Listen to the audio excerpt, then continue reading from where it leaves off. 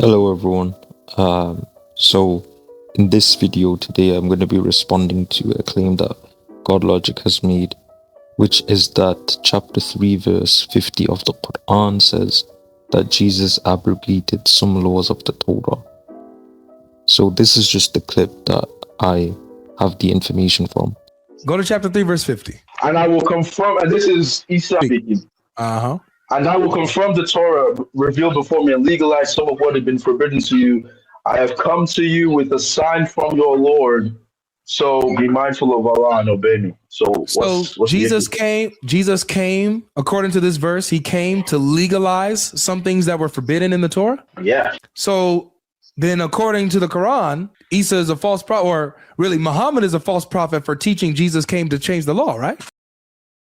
If we look at another verse in the Quran, it might seem to contradict what GodLogic is saying. So in these two verses in the Quran, chapter 5, verses 44 to 46, 44 and 46, so it's within the same section. Verse 44, it says that indeed we sent down the Torah, in which was guidance and light. The prophets who submitted to Allah judged by it for the Jews, as did the rabbis and scholars by that which they were interested of the scripture of God. Okay. Then it says, in their footsteps we sent Jesus, son of Mary, confirming confirming between his presence or his hands of the Torah. Right. So Jesus, in the footsteps of the prophets, confirmed the Torah. Right. So in their footsteps, in the same way as the prophets, he confirmed the Torah. Right. So Jesus is judging by the Torah. Right. The way that he's confirming the Torah here is the same way as the other prophets, in that if you look at the verse, the prophets judged by the Torah. Right? So would that contradict chapter 3 verse 50, where it says Jesus came to make halal what was made haram upon the people? First, let's just understand one thing. Allah isn't the only one that forbids things, right? We know that people unlawfully forbid things as well. People make things haram, which God didn't, right?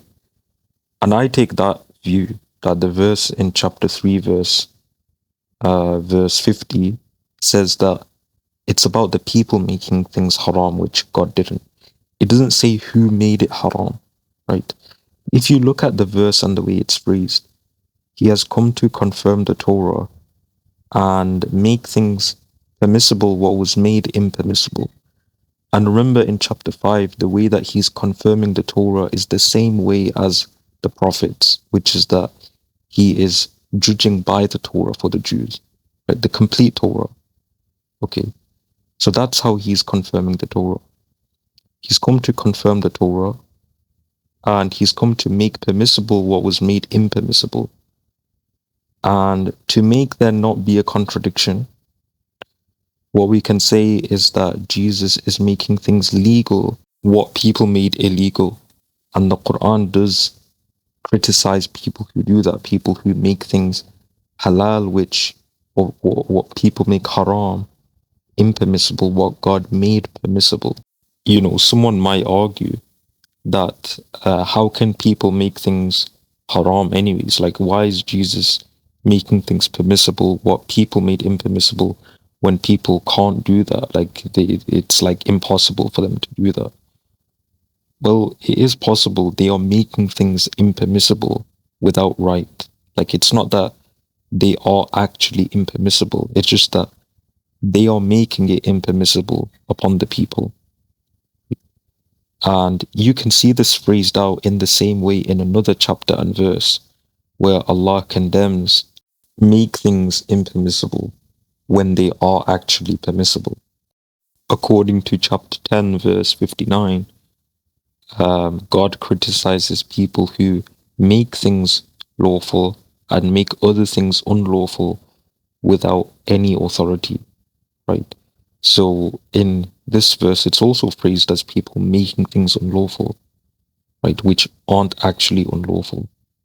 So in the other verse, in chapter 3, verse 50, where it says, Jesus came to make things permissible, what was made impermissible, in that verse, it doesn't say who is doing it, if it's Allah or not, right?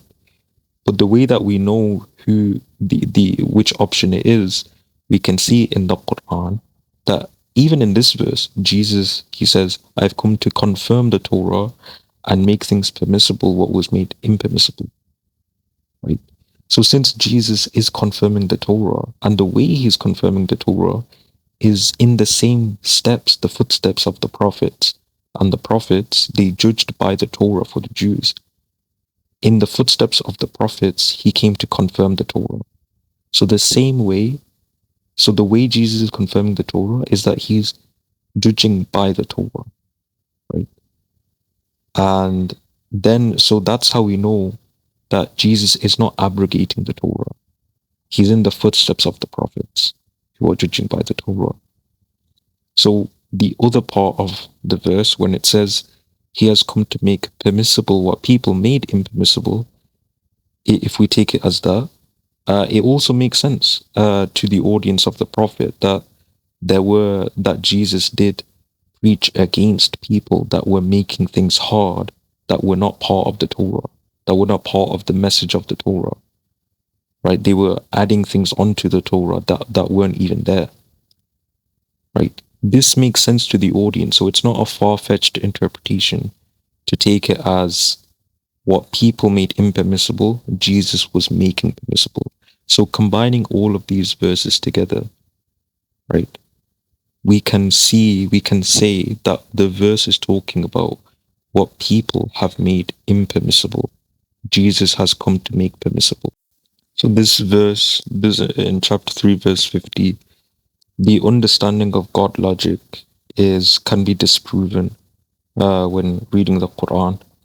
And this doesn't prove that Prophet Muhammad is a false prophet, because his understanding of that verse is not accurate, right, according to the data of the Quran. So with that being said, that will be the end of the video. I will see you guys in the next one. Take care.